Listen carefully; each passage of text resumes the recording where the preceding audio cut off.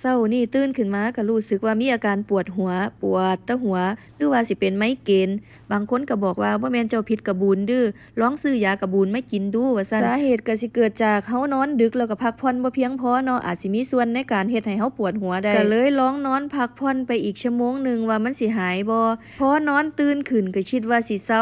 ปรากฏว่าปวดหลายกว่าเก่าก็เลยว่าปวดก็ตามมันเถาะสิไปก้นหนานผักก้นขี้ดินปลูกผักดีกว่าก้นไปก้นมาก็สิเซาปวดเองละมั้งลองออกกำลังกายประกอบกันดูว่าซั่นก้นซะสิแล้วเนาะโดนหลาย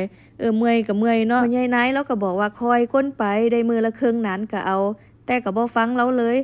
เพราะว่าอยากแล้วอยากให้มันทั่วอยากให้มันแล้ว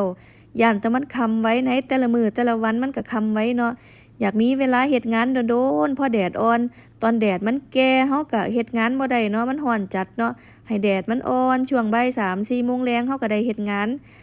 อยากแล้วหลายฟ้าวก้นแล้วในมื้อเดียวนี่ล่ะสิเอาหนานนี่จนแล้วหลังจากที่ก้นหนานนี่แล้วก็คิดว่าสิเอาเมล็ดพันธุ์มาลง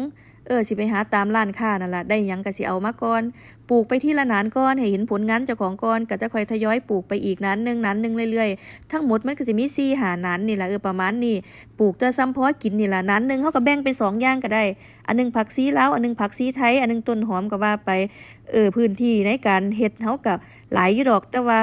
ก็ปลูกไปอย่างละนิดละน้อยคือว่าล่ะให้มีทุกอย่างเนาะจะบ่ได้ไปตลาดไปหาซื้อเพิ่นเนาะพอได้เก็บกินไปน้ำเฮาก็บ่อึดปลูกไปแล้วถ้าเฮาขยันรดน้ำมันงามขึ้นจักหน่อยเฮาก็ภาคภูมิใจเฮ็ดให้เฮาอยากมาสวนดูๆอยากไปสวนอยากไปเมืองหนานผักเฮา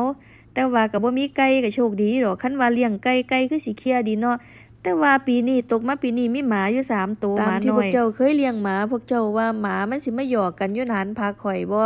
มันสิมาหยอกมาตีลังกามาแล่นคุ้มกันแล่นกวนกันอยู่นี่บ่ผักปลูกไปแล้วสิเป็นจังใดอันนี้เป็นเพียงการคาดเดาดอกเนาะบ่รู้ว่าสิเป็นแบบใด สรุปแล้วปลูกผักในครั้งนี้สิรอดหรือสิร่วง